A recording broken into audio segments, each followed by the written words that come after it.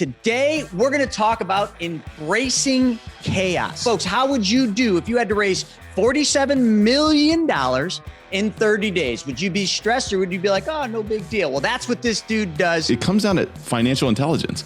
If you have no financial intelligence, you have no idea that you may be making a very detrimental move in a time that could be extremely, extremely challenging and chaotic. What's going on, everybody? I'm your host, Chris Naugle, and welcome back to the show. Today, we're going to talk about embracing chaos. We're going to talk to our guest, who's becoming a friend of mine and somebody that I've really been watching what he's doing. He buys multifamily apartment buildings, and his newest one is 508 units. You want to talk about embracing chaos? Holy crap, folks. How would you do if you had to raise $47 million in 30 days? Would you be stressed or would you be like, oh, no big deal? Well, that's what this dude does. So stick with us. We're going to talk about Tyler's story in just a second. But before we do that, let me talk about all of you and your journeys to becoming a rebel banker. On your journey to being a rebel banker, I know you're out there gathering information. You're trying to get the knowledge. You're here on these podcasts to pick up a few golden nuggets. Well, I want to break some bad news to you. All of that seeking, all of that knowledge, all of these things you've been taught means absolutely nothing. That's right. The knowledge you're getting, absolutely useless. So why is it useless? Because it's not the application, or it's not the knowledge, it's the application of the knowledge, folks. So what you're going to learn from Tyler today, from his journey out of corporate America, the cush job where he would have literally worked 27 years just to get that corner office and that nice title. He had no views or thoughts of ever leaving that cush corporate America job, but he did because he applied the knowledge he got. And that's what I want all of you to do. So Tyler, welcome to the show. Chris Naugle, my goodness, I need you to follow me around and just, you're like scream from the mountaintops. This is a lot of fun, man. Thank you so much for having me. Absolutely, man. This is going to be wild. So let's talk about your business and what you guys do today. You have many companies. You're a keynote speaker. You've got a top 200 business podcast called Elevate, and you do a lot of things, but I love you're just push forward. And I want to talk about that to start. Absolutely. So, what I'm most focused on is growth in the real estate sector. We focus on multifamily apartment communities in the Midwest and Southeast with my company, CF Capital. We're a private equity firm located in Louisville, Kentucky, and we focus on value add properties where we can go in and solve problems, whether it's operational, whether it's physical, and add value. We source those opportunities and create value, and we create wealth. And, we do right by our residents. We do right by our staff. We do right by our investors. And we invite others who have an interest in leveraging our team, our systems, our expertise in creating wealth and creating passive income opportunities as well. So that's what we do at CF Capital. And of course, I've been fascinated with mindset. I've been fascinated with personal development because of the fact that it helped me transform from a corporate employee to an entrepreneur and someone who's continuing to push the bounds. You talked about embracing chaos.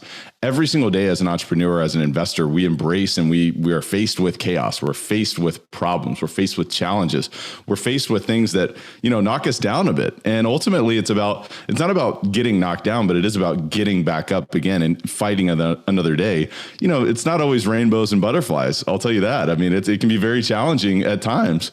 But ultimately it comes down to who do we surround ourselves with? What type of information are we feeding our mind? And what questions are we asking ourselves? Because if we ask ourselves small questions, well, then we get small answers.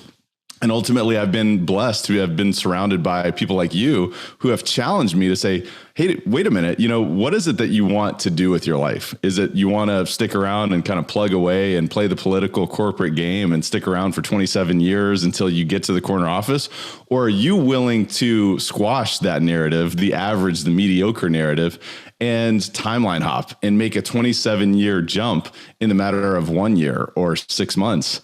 And I know it sounds crazy to many people, and it sounded crazy to me because I grew up middle class. I grew up, sort of with a family that really didn't know much about entrepreneurialism, and they pushed the ball forward in the way that they could. But now, we open up new opportunities when we start to ask ourselves new questions, when we start to question conventional wisdom. And that's some of the things that I've been able to do over the past few years. Yeah, I love it. And I'll never forget the time when we met, Holly, a mutual friend of Tyler Chesler and myself. She's in the syndication world, and she's just, I don't know how to describe Tyler. Unique, eccentric. I could give you a lot of words. She's just an awesome human being. And I remember she said, you have got to meet this guy. He's just like you. He's a go-getter. Tyler Chesler, he came from corporate America. He's buying multifamilies. And that's where the story began. And I don't even remember what happened next. I know you got your banking system set up. I was on your podcast, but like, this is just it, folks. Through life, you're connected with the right people at the right times for the right reasons. We'll never know what they are, but then that leads to a lot of different things you do. But gosh, it's almost like it was yesterday, but that was what, a year ago? It was about a year ago. Yeah. And I feel like our relationship has really flourished since. And, it's so interesting when I think back to my journey, and you're talking about Holly. Like, Holly's been a great friend, a great partner to myself and our team. And she's just someone that I really appreciate because she has a similar journey too, where she kind of transitioned from corporate America. And a lot of these things that, we've all been told that are, this is the path, is to go to school, get good grades, get a good job, make sure that you put away to your 401k nest egg. And then by the time you're 65 and a half, ride off into the sunset. But what that's all designed for is for us to retire poor. And it's for us to die poor, and for us to pass along no sort of legacy to our heirs and to our family, and to make, sort of really your life somewhat meaningless, as crazy and as harsh as that sounds. I think when you really peel back the onion, it's like, it's designed, there's a system designed against you. And so once I started to realize that, once Holly started to realize that, I think once you started to realize that, we started to say, you know what, I'm going to do things different. And I've always been a bit of a rebel, someone who's, going against the norm, being willing to break rules, apologize later. And I think that served me in this, because I looked around, man, when I was in the corporate America, and I'm like, man, I'm not sure if I want to be like this guy, or I want to be in that position in 8 years, in 12 years, and 15 years. And it's like, do I really want to check the box year after year after year? Or do I want to go bigger? Do I want to make my life more meaningful? Do I want to have more flexibility? I remember, having conference calls with our partners in the Philippines or Taiwan at 11 p.m. and then being expected to be back in the office the next morning by 8 a.m. And of course, if I was there by 8:30, people would look at me and, start to have some sneers and some comments. And I'm like, man, what are you talking about? This is about results. And, ultimately it wasn't seen that way. And so, long story short, man, I ended up getting into the real estate business because I was actually pushed into it. I was challenged with some financial challenges myself. It's interesting, as hard as I was working, as much as I was progressing professionally, becoming more effective for a Fortune 500 organization, I wasn't able to increase my income significantly enough at that point in time. It was interesting. I bought a house and it was breaking down on me. There's this little thing in real estate called repairs and maintenance. I didn't know anything about it, never heard of it. And I had things happening left and right. I won't bore you with the details, but ultimately it pushed me into a position of action. And my first position of action was, hey, let's get the resume ready. I'm sure there's another organization that can compensate me to a higher degree. And it's so interesting because as I went down that path, I started to confront this notion that, well, wait a minute, I'm asking the wrong question. I'm going down the path that I shouldn't be going down. And so ultimately I started to realize, well, wait a minute, there is an opportunity for me to take control back, for me to, take this new path. And yes, it may be more challenging. It may feel more chaotic. And it may feel like, wow, there's unlimited downside. There's tremendous amount of risk in not having that guaranteed 2-week paycheck. But what I did was I went and got my real estate license and I started selling residential real estate. I ultimately transitioned from residential real estate very quickly because it was very emotional. And, I was able to actually double my income very quickly through this. I was able to learn the transaction process and, very basically understanding buyers and sellers, understanding, price per square foot, market value, all these kind of things. And then I transitioned into income producing commercial real estate very quickly. I was referred to a group that owned about $30 million worth of a portfolio in my city. And they needed a hustler, an agent, to sell that entire portfolio because they were transitioning into larger assets. So I dove into the deep end in this business and I learned on the front lines what investors were looking at. We're looking at and we're looking for. And ultimately, it was so interesting because I did this for a couple of years and I read this little book and it's called Rich Dad, Poor Dad. And I looked at it and I said, well, wait a minute, I'm selling these properties that he's telling me that the rich and the wealthy people utilize to create wealth and multiple streams of income. It was right under my nose the entire time. I had no idea. I was still trading time for money. And I was like, okay, the light bulb went off. So let me go ahead and buy one of these things because I'm sourcing these deals left and right. I became known as the apartment guy. Everybody's like, Tyler's got the apartment deals, the multifamily deals. If you want one of those deals, you need to talk to him. So they were coming to me left and right. So the first deal I ever bought was an 8-unit property. I went in and I did what I learned. I went in and fixed up the property, re-rented it, stabilized the deal, exited it a few years later. But I did that over and over again. And as I continued to grow and scale, the larger deal I did, the more I realized, well, wait a minute, there's definitely an economies of scale, not only from the operational, sort of thought process of vacancies. When you have one vacancy in 40 units, it's much better than if you have one vacancy in 4 units, and so on and so forth. In addition to that, as I went even larger, I recognized, well, wait a minute, I can actually put a team on site to deal with the day-to-days, the maintenance. Remember that little thing I was telling you about repairs and maintenance? Guess what? Whether you have 4 properties, 4 units, or 400 units, you constantly have things to deal with, especially when you're buying 70s, 80s, 90s vintage products, when you have properties that were built 30, 40, 50 years ago.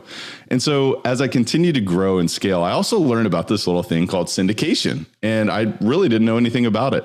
But if you think about it, if you really break it down to the basis, whenever you fly across the country, unless you're flying private, you are participating in a syndication. You and 85 or 90 of your closest friends are leveraging each other's resources to pay for a staff, to pay for a pilot, maybe 2 pilots, maybe some technology, maybe an air traffic control team, also maybe some fuel, some parts, some maintenance crew.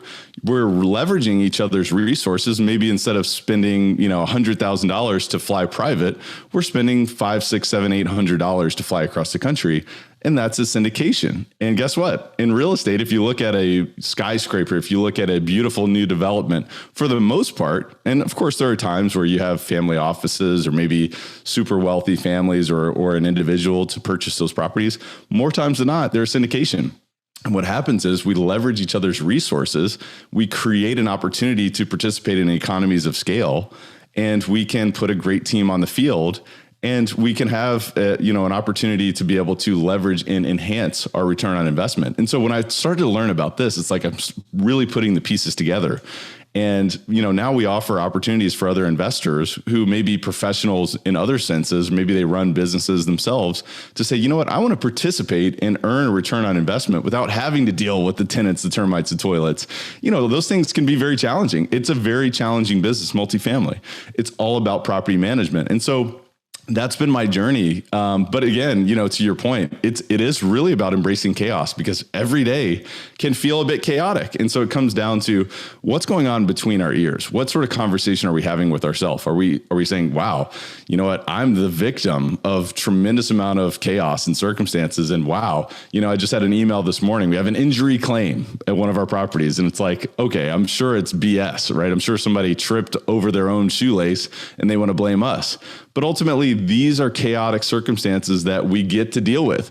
Problems are gifts. When we deal with problems and when we look for the gifts in every problem, every challenge, we tend to find them. When we don't look for them, well, then we tend to find, all the victim circumstances, all the reasons why, everyone is out to get us. And I'll tell you what, when we make the choice to look for the gift, it's amazing that we find it. And it's amazing what else transpires as a result. Wow. I love that. That's not the way that the average person today looks at things. Everybody looks at chaos and they just point the finger. It's a trickle down. It starts at the top and comes down. The media does a great job of just the blame game. But what you just described is the complete and utter opposite of that. You're talking about problems, embracing them, and then seeing the positive in solving the problem, instead of sitting there and blaming, all this and that. Hey, maybe that person is looking for a quick payout. Maybe they did trip over their shoelace. You're finding the gift in that chaos. And I think that's just fantastic. I think the other thing I really want to hit with is kind of what I opened with. Your newest acquisition is a 508 unit property or portfolio of 2 properties. It is, has to close in 30 days. So I want everybody to understand like how fast 30 days goes by. Do you remember May 1st? Well, what is today? Today, we're already at the 20th. That actually just scared me. May 1st, and now we're at the 20th. So I want you to kind of just gain that idea of how fast 30 days goes. And you are, really excited about this deal, but you got to raise $47 million to buy this deal. What kind of chaos do you feel? What kind of pressure do you feel? What is your first step? What do you do? So I guess, Tyler, what I'd love for you to do is unpack, because you started in this industry not all that long ago. 2010, you were a corporate robot that was just trying to get to that little corner office with that little title, that little badge that went on your desk. I'm just envisioning corporate America. And you had to play the politics game with like, who do you know, whose back you got to scratch, whatever else. And you got to just build these relationships to get these tiny little raises to get that end goal. And it takes you 27 years. So you left that world. 2015, if I'm not mistaken, is this launch into the real estate world. Folks, not that long ago. When somebody's listening to this podcast and they're thinking to themselves, there's no way I could ever do what Tyler does. There's no way I could ever raise $47 million. There's no way I could ever build a real estate portfolio to this scale. But you did it. What makes you different than them? Or is there absolutely no difference? There's just desire. Can you just talk a little bit about the mindset as to, could somebody just launch themselves into this career and literally start into multifamily or syndication? I think that's the barrier. And I think that's the problem of a lot of people, because they just don't think it's possible. One of my favorite things, Chris, and this is actually a kind of a thought process that Tony Robbins has shared time and time again, is that we tend to overestimate what we can accomplish in 1 year, but we tend to underestimate what we can accomplish in 5 years or 10 years. And so when I think back for 7 years, right, when I full-time started in the real estate business, it is pretty remarkable, the trajectory that I've been able to take, but it's not because I'm just this, ultra talented individual. It's not because I have skills and abilities that other people don't have. I've just worked at it. I've just had a passion. I've had a desire to create an amazing lifestyle. I've had a desire to do things that maybe other people haven't been able to do. So maybe there's a little bit of a competitive edge that I have that says, you know what, there's been times where people haven't believed in me. I remember when I was leaving the corporate world, I had a couple of people that said, "Hey, we'll see you back soon. We'll see you back soon. And good luck, but we'll see you back. I'm sure that's not going to work out for you." And I remember thinking about that and kind of internalizing that. And I remember getting up at 4 a.m. after that and thinking about those people who didn't believe in me. And I remember thinking back to things that I heard from other, superiors that I heard sort of indirectly, that people didn't believe that I was going to be successful. So that was certainly a bit of a sort of fire starter for me. But I've always been driven to create success. I've always been driven to sort of do things my own way. And so that was kind of a good launching point. But in terms of the trajectory from there, it started with hiring a coach, to be honest with you. When I got started in the business, I hired a business coach to help me sort of understand how to grow my business. And the interesting thing that I learned was that this individual was more so about personal development than sort of professional development or strategies or systems. And of course, we worked on that kind of stuff as well.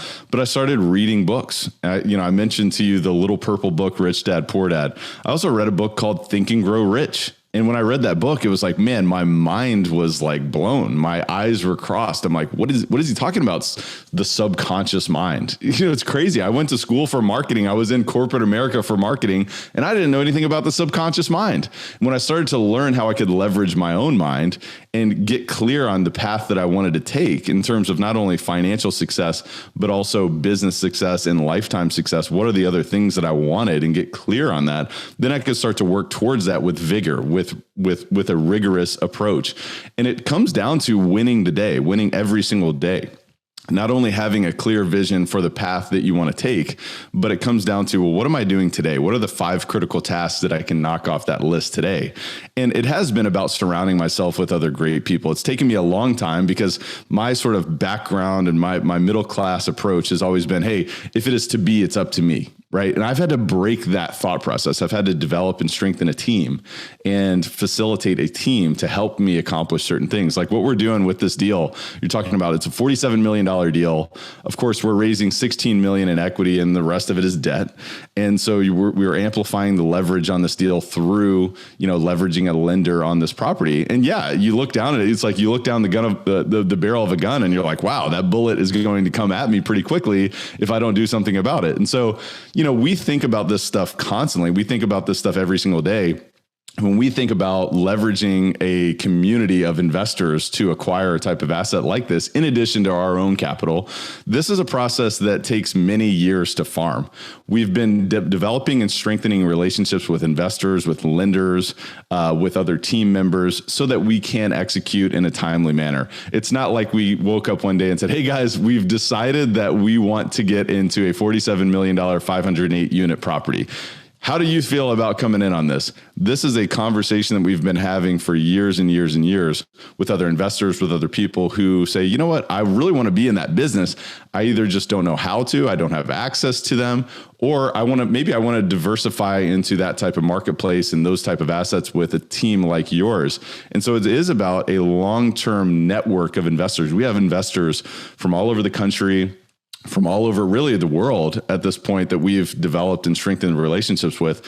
Our philosophy is long-term relationships in everything we do, whether it's with our team, whether it's with our investors, our partners, vendors. I mean, it takes a village really to be able to accomplish what we want to accomplish, especially on this type of deal. Like it's borderline distressed. It's got a lot of deferred maintenance. All the units are under rented. You have a lot of work in terms of stabilizing occupancy. You're at about 90% occupancy when the marketplace is really around 95%. So there's a lot to do, but it comes down to our team and our relationships that we've developed and strengthened over the years. When I say ours, I mean, I talk about my partners and, the people that are on our team. It's not just myself. This is all not just brute force from myself and just overwhelming ambition that I've just got up at 4 a.m. every single day for the past 7 years.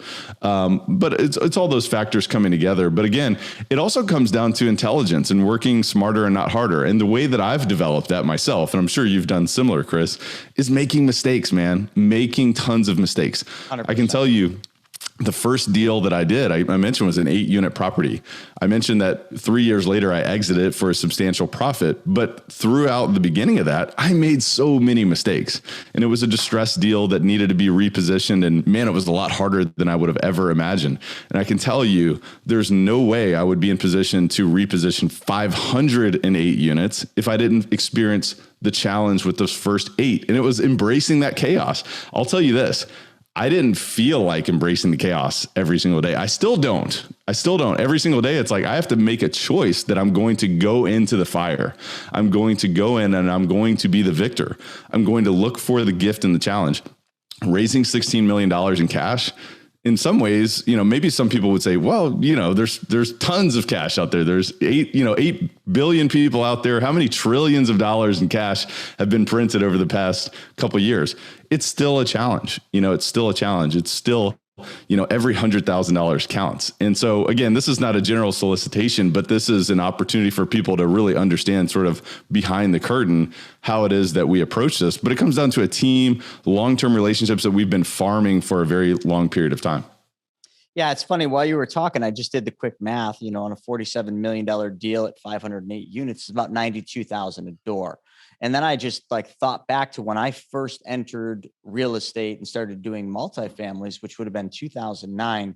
My pro formas, my model that I used, allowed a maximum per door cost of $27,000. I just wanted to put that into perspective. 2009, it was like 27,000. Shortly thereafter, I remember that we were paying 40 to 45,000 a few years after that. And now 92,000 is a distressed property. I want everybody to understand, that's real estate for you. It's always going to be one of the greatest investments on earth. There's a right way to play it and a wrong way to play it. You're going to make mistakes. You're going to struggle. It's going to be hell more so than not. But when you just do the math, I just wanted to explain that, just think about that. Okay. Time is your best friend. And That's the best way. But we talk about chaos and embracing it. I think right now we are in mass chaos in this country. We are in mass chaos in the economy. The economy will be taken down by the Fed actions. No ifs, ands, or buts. I don't care what industry you're in, real estate, stocks, whatever you do, get ready because the ship's going down. And the Fed has already announced they're going to go to any length to get inflation, quote unquote, how they position it, get inflation under control. That's not what's going on, folks. Like, you don't fully understand the man behind the curtain and what they're actually doing, but we can just pretend that they're actually looking out for your best interest and trying to slow down the inflation and make sure that you don't have to pay a lot in fuel when they actually are the reason you're paying a lot for fuel. But putting all that aside, one of the things I see every single day, Tyler, and I know you do, and I want to hit this because a lot of people think this is the first step, is people are leaving corporate jobs. Okay. It's fine. It's that period of time. And just so everybody knows, this is our shop cat, Lazy Cash. He loves to join the show every once in a while. We just let him do whatever the hell he wants because he's a cat and they just do what they want. But back to what we were talking about is a lot of people are leaving their jobs and they're becoming realtors. They're jumping into real estate, but their first path is the least restrictive path. I don't have to spend any money outside of my licensing, and they're becoming realtors. And I fear that they're making a massive mistake at doing that leap right now, because you're literally becoming a realtor at the highest point the market's ever seen. And you're hoping that every house is going to continue to sell like it is now, that if you get a listing, it's flying off the market. It's a false sense of reality. What do you have to say about all these massive amounts of people leaving their jobs to become realtors, and they think this is going to be the sale, that's going to allow them to sail into the sunset? It is interesting to think about that. I mean, I in many ways, you look back over the past 14 years, which you were describing 2009. That was 14 years ago since we've had a correction in this market cycle.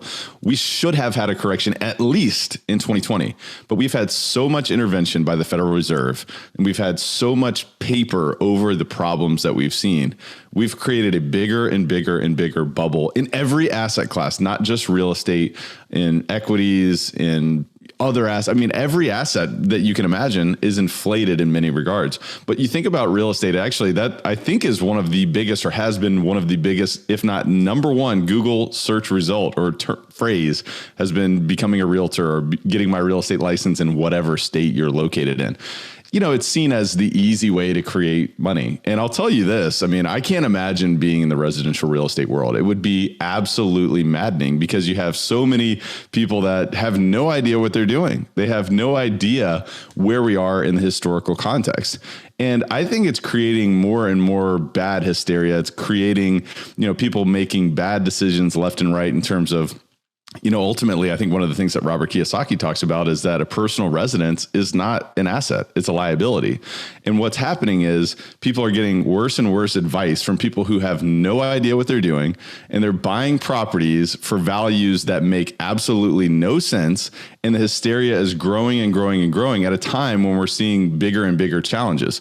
Of course, the low interest rate environment that we've seen over the last 12 years has supported sort of continued growth. But ultimately, what we're seeing now is that you're pushing more and more people out of the ability to purchase a primary residence because of, over the past 45 days, we went from 3% interest rates or less to 5.5% and sometimes 6% interest rates. So those monthly payments are going up tremendously. And I tell you what, I just don't think that many consumers out there have any idea what they're truly getting themselves into in a historical context. We're buying properties that are cash flowing. And of course, to your point, values have risen tremendously over the past 14 years. At the end of the day, it's, what are we looking at in terms of our dollar? What is our dollar worth today versus what it was worth 14 years ago? I can tell you that over the past 2 years, it's probably worth 40% less than it was before they injected about 40% of the money supply 2 years ago. And I'll tell you what, man, what the Fed is doing today is, it's very concerning. But at the end of the day, the Fed has done made a lot of concerning moves over the past 12, 14 years and beyond. I think if anybody wants to understand really what's going on there, they need to read a book. It's called The Creature from Jekyll Island. by G. Edward Griffin. And if you really want to understand the history of money, the history of the United States, the history of the world, you really need to understand that it's all driven by money. It's all driven by the central banks. And, this is no different. I mean, we're entering uncharted territory, but at the end of the day, if you're not educated based on where we are in a historical context, you could be making very bad decisions. And I think what you're getting at is that we have people who are advising, who basically are just trying to get out of their job and they're trying to make easy money, that are creating and making the problem even worse. So I think it's very concerning. Oh, I think it's beyond concerning. And I unfortunately, I go out there and I talk about this stuff every day. People don't want to hear it. It's the truth, but the truth hurts and nobody wants to hear about it. And there's a book, a very good book from the late Stephen Arnio called Hard Times Create Strong Men. And in that book, he talks about this. He goes all the way back in time and he talks about, there was this colony and I'm not going to get into the specifics, but they always saw the light outside, but every time they'd go out and try to look at it, because they'd never seen the sun, they always feared the sun. And all the people would shun people that tried to actually go up and see what was out there because it burned their eyes. And this one guy went up and he did it and it hurt his eyes, but eventually he just let it adjust and he saw the sun and he figured it all out. He figured out that was the source of energy, the source of life, the source of everything. But when he came back, he was basically bastardized for actually going out and trying to find the truth. And he never was able to tell the truth because they would have killed him because the truth hurts. And all the truth is the sun won't kill you. It's the source of all energy. It's the source of everything that is alive and is well. But that would have resulted in him dying. And there's another person that came in to tell the truth named Jesus Christ. So you can also see, I'm not trying to get biblical on this stuff, but I want you to all understand that the truth hurts. Right now, the hard truth is the fact that the storm is coming. As a matter of fact, the storm is probably here now. And that is not going to be a pretty sight for many people. It's not going to be a good sight for all these people leaving their jobs, going into real estate as realtors, because eventually when the whole thing comes down, guess what? There will not be all these buyers willing to pay $50,000, $100,000 over ask, because that's just the norm right now. You look at a house, it's listed. We just listed one, $695. We know that every realtor is going to advise their buyers, you're going to have to go at least 50,000 over that to even have a shot at winning this. That's ludicrous, but that's the world we live in. But a lot of people literally believe that that's the norm. Folks, that's not normal. That's stupid. That's what it is. But until stupid is, until they figure it out, stupid is as stupid does, right? I guess that's what they say. But I mean, I just hate that too many people are going to have to learn the hard way. But Tyler, I guess that's how we learn, the hard way. I guess that's true. I mean, it's interesting. I think ultimately it does come down to financial intelligence. We have to understand not only the historical context, what's actually going on in the economy, the movers, the levers, the different complexities, because ultimately everything is connected. One of the things that I've just been more and more and more fascinated with over the past few years is those interrelated complexities. You see the things that are going on in Ukraine. You see the things that are going on with the Fed. You see the things that are going on with oil prices, gold, cryptocurrency, Bitcoin, what's going on in terms of interest rates, what's going on with sort of the fundamentals of the renter nation. I mean, you talk about people that were either in we're renters by necessity or renters by choice. There's all these things. You talk about migration, whether it's domestically, internationally, all of these things are interconnected, but it comes down to financial intelligence. If you have no financial intelligence, you have no idea that you may be making a very detrimental move in a time that could be extremely, extremely challenging and chaotic. And, we look back to 2009, 2008, you look back even further, 2001, you look back even further. I mean, there's so many different times in history, but what we're looking at now is perhaps an economy that's been propped up. It has been propped up to a much higher exponential degree than it ever has in the past. And, you think about guys like Peter Schiff as an example. He talks about the real crash. He's like, look, we saw a crash in 2008, 2009, but he's like, the real crash is coming. And it's something for us to understand. But if you have no financial intelligence, you have no capacity to understand that ultimately we are all players in this game. And so what moves are you making that could drastically change your future? And I think if I don't know if this country has been designed to really give no one financial intelligence, but the fact of the matter is you have to go get it. And so if you're listening to this podcast, if you're in this type of community, you're obviously in that ball game, but you can't stop there. You have to get in the game. You have to learn. You have to make decisions. You have to surround yourself with other people. You have to ask questions. You have to consider the fact that every move could either be dangerous. It could be, it could be a great opportunity. When I think of debt, when I think of putting $30+ million on a deal, in terms of, financing, that's a double-edged sword. In many regards, it can leverage our returns. It can amplify our opportunity. It can amplify our cash on cash. It can amplify our internal rate of return or our ROI. But at the same time, it can be extremely detrimental. That sword cuts both ways. That comes down to the same thing. If you're going to take action in this market, that sword cuts both ways. So you have to be ready to fail. And when you fail, recognize that it's not fatal, but it is feedback. And so when you get knocked down, you have to get back up. And if you make mistakes that seem detrimental, it comes down to what conversation are you having between your ears? Because man, I don't know about you, but the most successful people that I know have had some of the most massive failures that you could ever have imagined.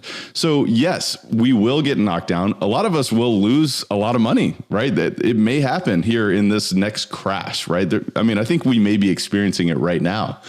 But the question is, are you going to stay in the game for the long term? Because I know for sure in real estate, and I know for sure being your own banker, it's about uninterrupted compound interest, and it's about being a part of this game for the long term. So we have to recognize that market cycles are a part of this entire trajectory. This one may be a very, very chaotic one. It may be a very severe one, but there will be an expansion on the back end.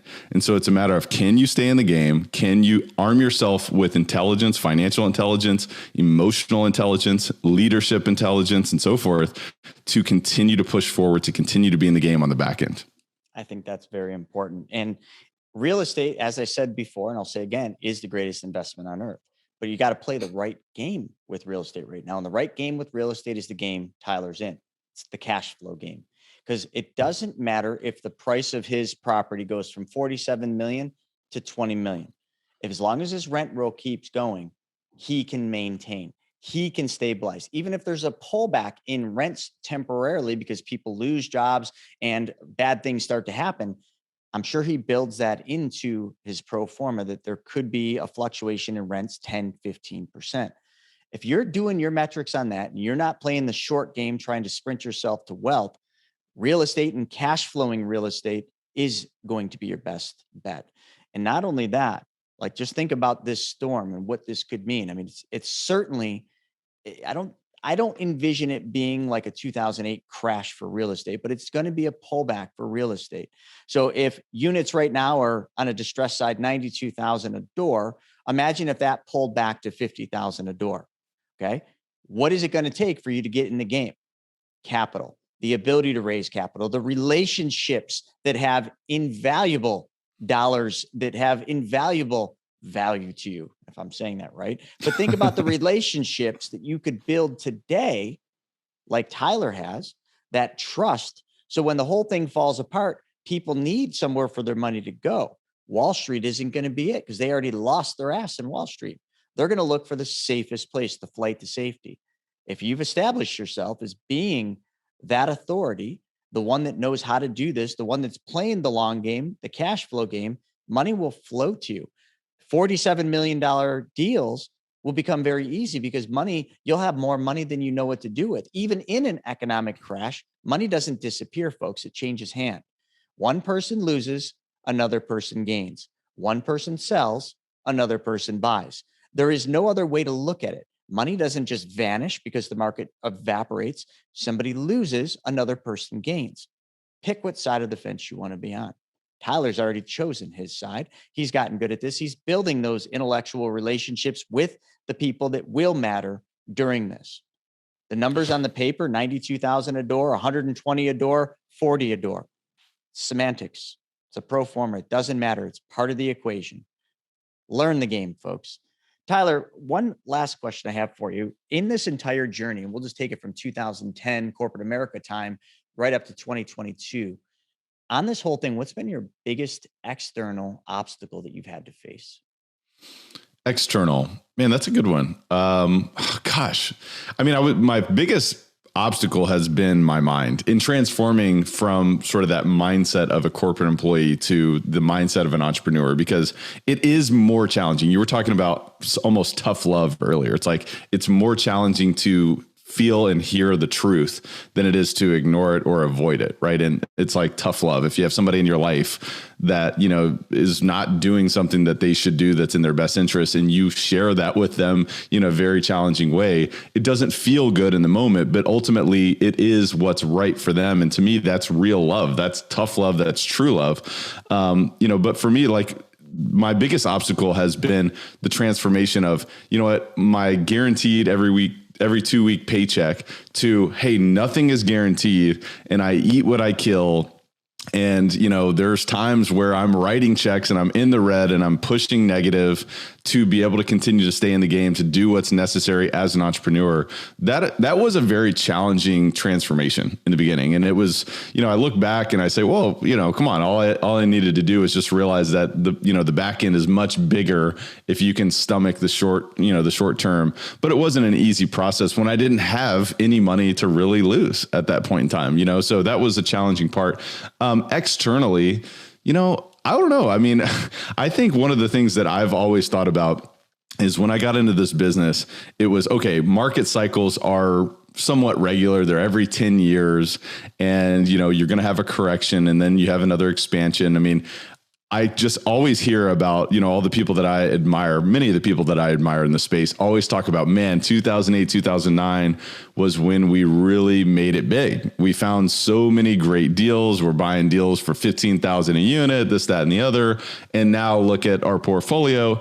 And I've always been like, okay, can't wait for that next correction so that we can start to buy deals that make more sense. And it's been a constant run up ever since I've been in this business. It's been each and every year. It's like, well, wait a minute. Are we still going? I remember in 2016, people were like, hey, man, I wouldn't pay $39,000 for that property per unit. Oh, my God. I remember that. I remember thinking that. They're like 40,000 a door. I'm like, no way. But like, look at it now. Exactly. I mean, I distinctly remember that. I was like, hey, man, people were like, hey, are you sure? 39 a door? Like, that's crazy. And, so that question has been asked ongoing every single year. It's gotten faster. That acceleration has grown, much, much faster over the past year or two. And, when COVID came in 2020, we thought we were going to see COVID discounts left and right.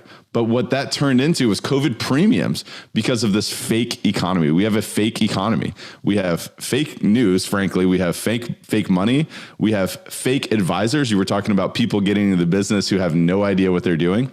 That's happening left and right in this business and just across the economy. And so I think probably the biggest external obstacle that I've had is just, a very irregular economy to deal with, to be able to say, well, when are we going to see a correction? And are we making deals that don't make sense in a historical context? So that's been challenging just to balance sort of the risk reward ratio of certain deals based on this irregular Federal Reserve sort of intervention. But I don't know. I mean, there's been many, but first has been the mindset thing, the identity transformation. And that's just been a daily grind. It's almost like pushing a boulder up a mountain. And once you kind of get a little bit more momentum, that flywheel starts to turn, it starts to move on its own. But other than that, it's probably been just an interesting market cycle. Man, you put that very well. I mean, folks, all of you listening to this, I mean, how many of you want to work with Tyler just after like listening to his level of knowledge, right? All of you. Well, Tyler, like, how would they? I know you have a newsletter. I get your newsletter. It seems like almost weekly, but you send out awesome newsletters. Clearly, you have a marketing background. How do people get around your campfire, learn about your deals, learn about what you're doing, or maybe even, start working with you in one capacity or the other? Yeah. So all they have to do is just go to cfcapllc.com. Again, that's cfcapllc.com. This is our company, CF Capital. And we do actually have a free ebook for investors who want to sign up for our newsletter. It's called The Bottom Line, and it's the 10 ways to increase cash flow in an apartment complex. We were talking about apartment investing. At the end of the day, it's about creating value through creating a place for others to live. And ultimately, that is a basic need: food, water, and shelter. At the end of the day, we're providing shelter, and we're also creating a return on investment through providing shelter for thousands of families across the Midwest and the Southeast United States. So if investors are listening to this and they're saying, you know what, I want to be a part of those deals. I want to create monthly cash flow where I'm getting distributions hitting my bank account every single month. If I want to learn more about this business, if I want to receive detailed monthly communications on investments that I'm participating in without having to deal with all the hassle, the tenants, the termites, the toilets, all they have to do is go check us out at cfcapllc.com. Of course, there's no obligation. We're in this business for the long term. Most of our deals, 60 to 70% of our deals are repeat investors, 20% are referrals, and maybe 10 to 20% are new investors. So, enjoy the opportunity to engage with our community, with our tribe at CF Capital, cfcapllc.com. We do annual events. We just had a investor day where we brought in folks from all over the country. We were doing bourbon tasting. We were doing networking, masterminding, all of these fun things. And we're accessing new opportunities together, but it's about sharing a community. It's about accessing a like-minded tribe of other individuals. So you can go check that out at cfcapllc.com. Or also I do a podcast. It's called Elevate. It's all about mindset, mind expansion, and personal development for high-performing real estate investors. Chris, you were an amazing guest on the show a few months ago. And I just encourage the listeners, if they've enjoyed what we've talked about today, they can get to know me better just through listening to Elevate. Just go to elevatepod.com, or you can just search it on your podcast, wherever you listen to podcasts. That's awesome. So folks, get around the campfire, get that ebook. We'll put the link up in the description so you can grab the ebook, you can get on the newsletter, and you can start learning how those checks can and should show up in your mailbox every month without the toilets, the tenants, or the termites. Love that slogan. That's been one that's been used for a while. It'll never get old. So folks, go out there and take action on this knowledge. You're all riled up now. You're all excited. You just heard your success path. Now is the time, folks. Get it done, because the biggest opportunity of your lifetime may have already begun, but it's coming soon to a theater near you. Tyler, thank you for joining us on the show and for this episode. This is absolutely one of the best. Thank you all, folks. Go out there and kill it. We'll see you soon.